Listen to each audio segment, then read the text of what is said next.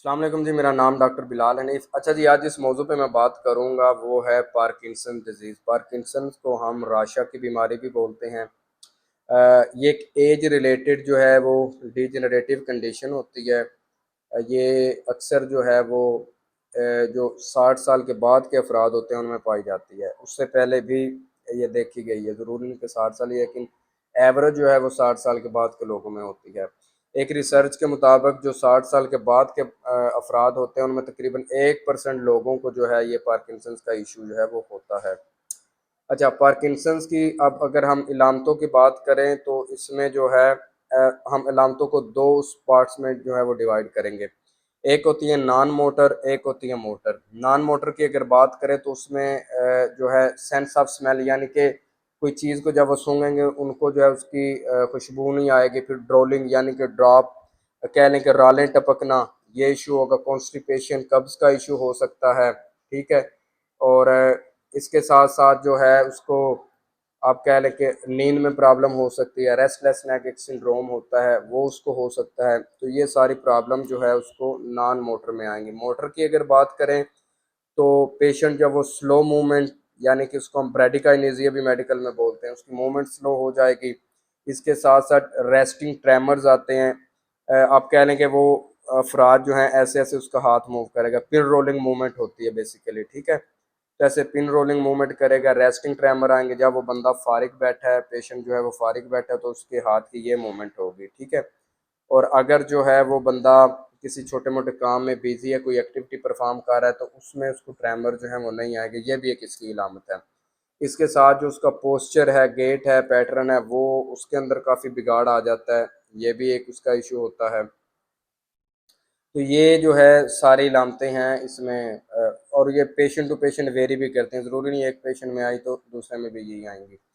अब अगर बात करें कि जी पार्किंसंस होती क्यों है, तो इसमें बेसिकली होता ये है कि डोपामीन एक हार्मोन होता है, अल्लाह ताला ने ब्रेन के अंदर वो प्रोड्यूस होता है। वो हार्मोन जब किसी वजह से उसकी प्रोडक्शन नहीं होती या किसी वजह से वो पैदा नहीं हो रहा होता, उसका लेवल कम हो जाता है बॉडी में, तो उसमें जो मसल पे जो उसका कंट्रोल होता है उस ब्रेन का, वो उस वाले पार्ट से वो ख़त्म हो जाता है, जिसकी वजह से वो जो है सेपियन रोलिंग मूवमेंट और ये सारे इलामात आना स्टार्ट हो जाती हैं। ठीक है। तो ये जो है इसके अंदर जो है सारा इशू होता है। फिर ये रिस्क फैक्टर की बात करें तो किन लोगों में होता है, तो ये अगर कोई पेस्टिसाइड में कोई पॉइजन वगैरह जो होता है वो अगर वो इनहेल कर ले या सूंघने से कुछ स्मेल से वो अंदर ले जाए कुछ ऐसा। इसके साथ कुछ मेडिकेशन का इफेक्ट भी होता है। सही है। या इसके अलावा कोई दिमाग पे अगर चोट लगी है या बार बार 2-3 दफ़ा चोट लगे तो उसकी वजह से भी ये इशू जो है वो हो सकता है। अब अगर बात करेंगे इसको हम डायग्नोज कैसे करेंगे। डोपामीन जो है, एक तो इसमें कोई लैब टेस्ट वगैरह कोई ज़रूरी नहीं होते। इसमें सिंपल जो आपके हेल्थ केयर प्रोवाइडर होते हैं वो आपकी अलामतों को देख के ये सारी चीज़ें बता देते हैं। बाकी मेडिकल हिस्ट्री वो देख लेते हैं, तो उससे इन चीज़ों का आइडिया हो जाता है। बाकी कोई अपना इसमें कोई इमेजिंग में कोई सीटी स्कैन या एमआरआई वगैरह की जो है वो ज़रूरत पड़ सकती है।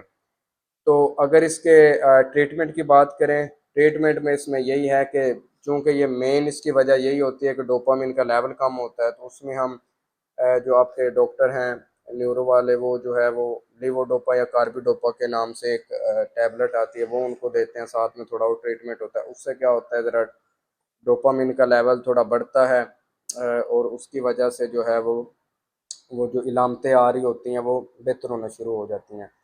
चूँकि इसका अभी कोई प्रॉपर ट्रीटमेंट नहीं आया, तो इसका कह लें कि सिम्टोमेटिक ट्रीटमेंट है, या हमने इसको मैनेजमेंट कह लें कि हम इसको मैनेजमेंट के थ्रू जो है वो सही करते हैं। प्रॉपर अभी इसका जो है वो ट्रीटमेंट नहीं आया। तो जो जो सिम्टम, जो जो इलामात आ रही होती हैं, डॉक्टर जो है आपके उनको जो है वो ट्रीट करते हैं, तो पेशेंट जो है काफ़ी हद तक जो है वो बेहतरी महसूस करता है। तो अक्सर हमारे यहाँ पे देखा गया है कि जब बुजुर्ग हजरात होते हैं तो उनको जब रेस्टिंग ट्रेमर आ रहे होते हैं, ये मेल के अंदर ज़्यादा होता है as compare to female. Male के अंदर इसकी रेशो ज़्यादा होती है।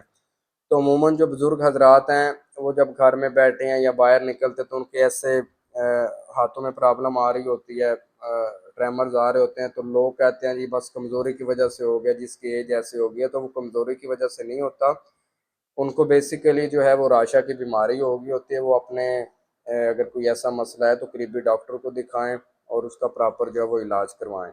इसको अगर आप ढील देंगे, लंबा छोड़ेंगे, तो ये आगे जाके बहुत ज़्यादा प्रॉब्लम जो है वो क्रिएट कर सकता है। ये इतना कोई फैटल या कह लें कि जानलेवा नहीं होता, लेकिन इसमें और बहुत सारे मसाइल जो हैं वो पैदा हो जाते हैं। खुदा हाफिज़।